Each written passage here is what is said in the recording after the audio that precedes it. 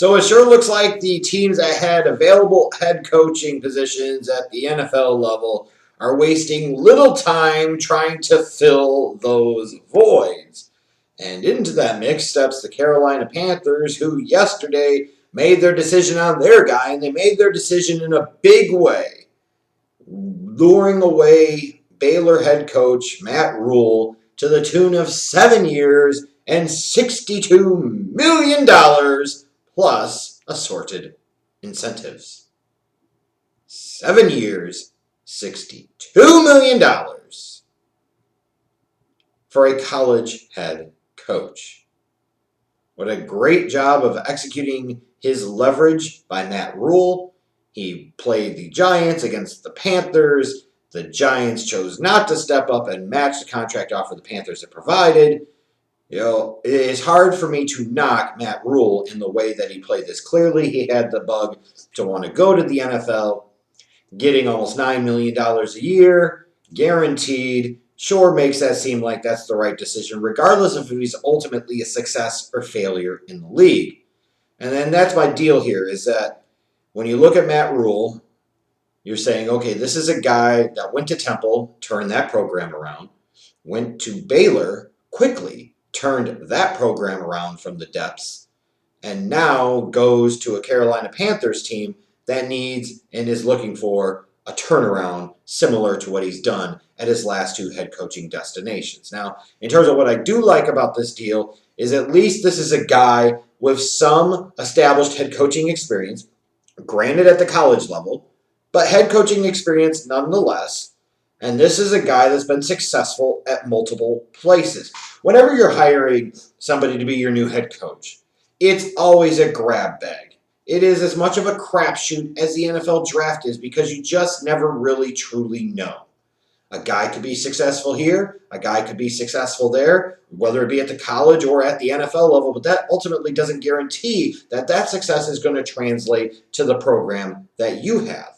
Or you can have guys with middling success in other places that go somewhere else, and the opportunity, the scenery, the environment, the situation is different, and the guys absolutely take off and excel.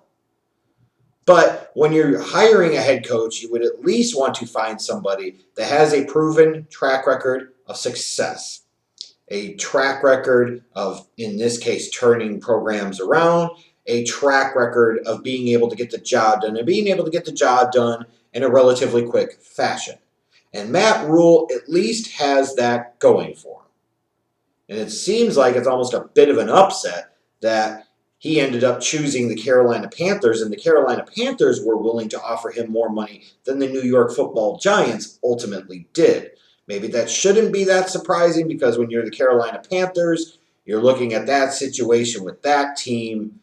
You've got Cam Newton in the last year of his contract. What even's going to happen there? Whereas you've got the New York Giants, you've got a young quarterback in Daniel Jones. For whatever that's worth, you've got a young stud like Saquon Barkley. Maybe you look at that situation in that big market in New York with more opportunities to make more money off the field via endorsements and sponsorships and things like that. So the Panthers had to step up in order to get their guy, and at least I will give them credit. This clearly was their guy, and their contract offer indicates that he was their guy. And if you've got a guy, then you damn sure better do whatever the heck you can to make sure that you land him. And that's exactly what the Carolina Panthers did. That's what you're supposed to do.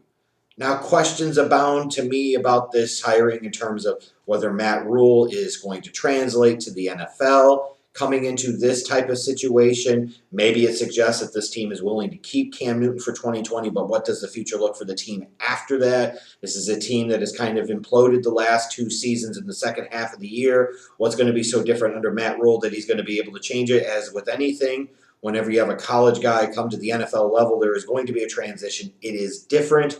You're now dealing with grown men and all of their issues, all their attitude problems, all their diva-like tendencies, as opposed to college players where you get to recruit the players, you get to basically, in a way, own the players. Let's be realistic here. Now you're dealing with other millionaires. You're dealing with guys that make more than you. Like, that's a tough situation to deal in. Egos abound and everything else. Now, maybe you're looking at this situation and you're saying, okay, Tampa's kind of middle of the road. Atlanta's a little less than middle of the road. And the Saints are the cream of that division, but after 3 straight disappointing playoff losses and Drew Brees over the age of 40, how much longer are they really truly going to be in the mix? Maybe there's an opportunity there for somebody to step up and take that division over for the next few years. Maybe that's the thought process. Maybe that's the approach here. If I'm the Carolina Panthers, I say to myself, okay, I've spent big money on this head coach. I'm crossing my fingers and praying to God this works because you have committed to him for a long time for a lot of money. And at least that could be potentially viewed as a positive. Is you're very unlikely to fire this guy under 1 or 2 years. Now, challenge with that is if he absolutely falls flat on his face in those first 2 years in Carolina and you want to move on from him, you're still on the hook for another 5 years and a whole hell of a lot of money. And then you have to go pay even more money to bring in a new head coach. So it is certainly not a deal without its assorted risks. Now, some people might say, well, why does this guy get it as opposed to other candidates? Who knows? Maybe the guy went in there and lit up his interview. I have less problem with the hiring by the Carolina Panthers than I do with the New York Giants, where they ended up settling on somebody when I felt like there really, realistically, were better and more qualified candidates available. At least you can point to Matt Rhule and you can say, based off of his experience, based off of his resume, you can make a significant argument that he is qualified, he is a credible candidate, he is somebody that you could potentially see translating to the next level. Will he or not remains to be seen. But at least if for nothing else, the Carolina Panthers deserve credit for the simple fact was they had their guy, they knew they were going to have to step up big to get their guy, and they ultimately got it done.